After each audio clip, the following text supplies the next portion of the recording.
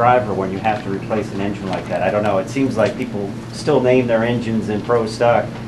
Does that mess with your mind at all? I guess you can't let it, but it seems like there might be a little bit of a big deal. Let it, but I'm not going to lie to you. Sure, it bothers you. There's no question about it. I seem to like confidence and like going up there feeling that everything's going to be perfect. When you got to make a motor change like that, you have no idea what's going to happen. So you almost feel, you do feel like an underdog. Absolutely, I did that. I felt like an underdog. I ran Dave Connolly's second round.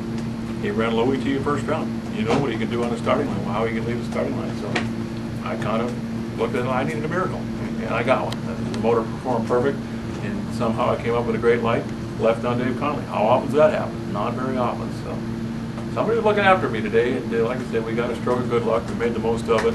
It was a tough day, without a doubt. It's hot out there, and we made great runs. And you know, that run in the final was kind of an exclamation point on what we did today. I guess what we did this weekend. That was quite a run, and that wasn't me. That was all those guys that work on this car, and all those guys that build these engines. So I'm a lucky man, and I'll ride this way as long as I can. Well, now that Jag Redline is in the final, you know he's going to be mad now the next time you see him again. That may not be a blessing down the road, huh?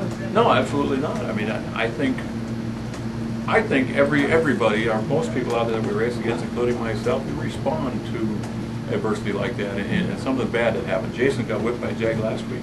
Well, you know what?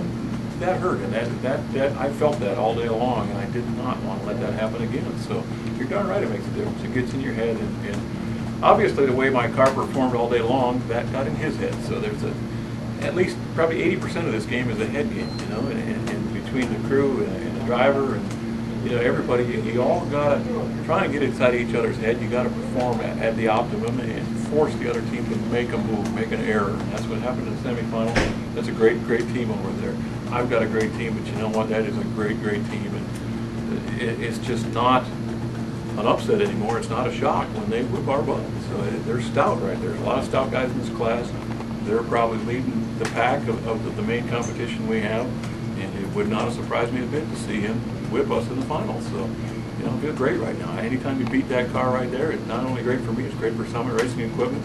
It's a lot of pressure, and I just thank the Lord we came out on top. Not even sure how we did it, but obviously it was a total team there. Did you learn anything from that 660 that you ran yesterday afternoon to apply that this afternoon? Pretty much similar conditions? Definitely. We used that last run as a baseline for all our runs today. It was in the heat of the afternoon. It was a great run, and obviously it showed in the final. And that shows you how important qualifying is. You got to make the most of every run you do. You got to make the notes, and you got to realize what you did, what worked, what didn't work, and you got to make that happen on a day like today. It's even hotter today, so obviously the cars were a little bit slower. To come back and run 661 in the final, that's every bit as good as that 660 or 659 we ran yesterday. So it just, man, you got to pay attention to what you do all weekend. You got to make the decisions, but you got to make them quick. There's not a lot of time between rounds. You got to respond quickly, and I've got a team that obviously can do a great job at that, and I can't thank them enough. I've got a great hot rod and that Pontiac GTO out there. It's been great to me. Man, I can't say enough good things about this team and the equipment I've got. The team owner I've got, Ken Black. Love this place. I won 2 years in a row. The next 3 years, Jason Line won, my teammate. I want to get it. It's 6 years in a row we've won here at Englishtown. I mean, it's just about ridiculous, to be honest with you. And there's something magic about this place. We love coming to great racetracks. It's a great racetrack. We get great air conditions, and for some reason we just function at the top of our game here. So, hey, hope they have 3-4 races up here a year.